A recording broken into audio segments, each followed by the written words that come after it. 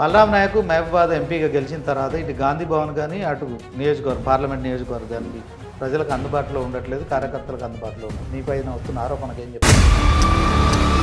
ఏం చేసినా TRS plus బీజేపీలే బదనాం చేస్తారు తప్ప ఇంకా బదనాం చేసేది ఏం లేదు.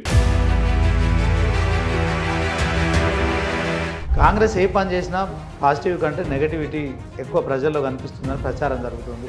నిజంగా కాంగ్రెస్ ప్రభుత్వం అంటే దేశంలో ఎక్కడ ఎవరు చేస్తారు? తెలంగాణ ప్రజల సొమ్ముతో తెలంగాణ ప్రత్యేక రాష్ట్రం వచ్చిన తర్వాత తెలంగాణలో ఉన్న బీఆర్ఎస్ ప్రభుత్వం 1,00,000 కోట్లు వెచ్చించి కాళేశ్వరం ప్రాజెక్టు నిర్మించింది. కాళేశ్వరముతోటి లక్షల ఎకరాలు కలకాల నాడించే మన పెద్ద రైతన్న. సో దాన్ని మీరు వినియోగించట్లేదు, రైతుల పొలాలు ఎండిపోతున్నాయి. ఇప్పుడు తాగునీటి కష్టాలు కూడా కాంగ్రెస్ ప్రభుత్వం కారణంగానే వస్తున్నాయి. దాంతో కరెంటు కష్టాలు కూడా వస్తున్నాయి. కాంగ్రెస్ వచ్చింది, కరువు వచ్చింది. కాళేశ్వరం వాడకుండానే పోయినసారి కన్నా ఈసారి ప్యాడీ ఎక్కువ.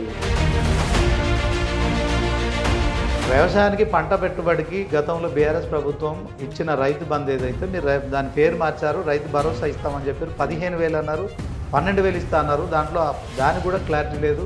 3 ఎకరాల రైతులకు కూడా మీరు రైతు భరోసా ఇవ్వలేని 5 ఎకరాల వరకు పూర్తిగా చేశాం. 3 ఎకరాల వరకు అనేది తప్పు.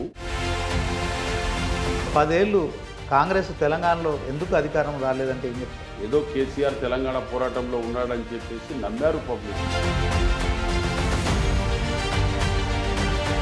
ఈటెల రాజేందర్ మల్కాజ్గిరి ఎంపీ ఈ మధ్య కాలంలో మాట్లాడుతూ సీఎం రేవంత్ రెడ్డిని విమర్శిస్తున్నారు, చేతకాని దద్దమ్మ అంటున్నాడు. సో మరి దీని పట్ల మీరు ఏమన్నారు? నేను ఆయన లెక్క దద్దమ్మలు గిద్దమ్మలు మాట్లాడుతందుకు కాదు, నేను ఆయనకు ఒక జ్ఞానోదయం నేర్పుతున్నా.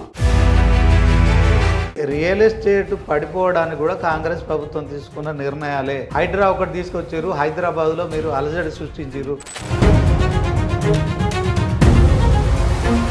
మనది విశ్వనగరంగా ఉండే హైదరాబాదు ఇమేజ్ డ్యామేజ్ అయిపోయింది, రియల్ ఎస్టేట్ డమాల్ అయిపోయింది. దీనికి అంతటి కారణం కాంగ్రెస్ ప్రభుత్వమే, రేవంత్ రెడ్డి సీఎంగా తీసుకున్న నిర్ణయమే. హైడ్రా మూలంగానే ఇది కుప్పగూలిపోయింది అంటున్నారు. మీరు ఒకసారి అహ్మదాబాద్ పోండి, అక్కడ ముసి ఒకప్పుడు ఎట్లా ఉండే, ఇప్పుడు ఎలా ఉంది. పెద్ద పెద్ద మంచి మంచి దేశాలు వచ్చి ఆ ముసి నది పక్క నుంచి నడుస్తున్నారు. మీరు 6 గ్యారెంటీలు అమలు చేస్తలేరు. ఎన్నికలకు మీరు పంచాయతీ ఎన్నికలు కావచ్చు, స్థానిక సంస్థల ఎన్నికలు నిర్వహించడానికి భయపడుతున్నారు.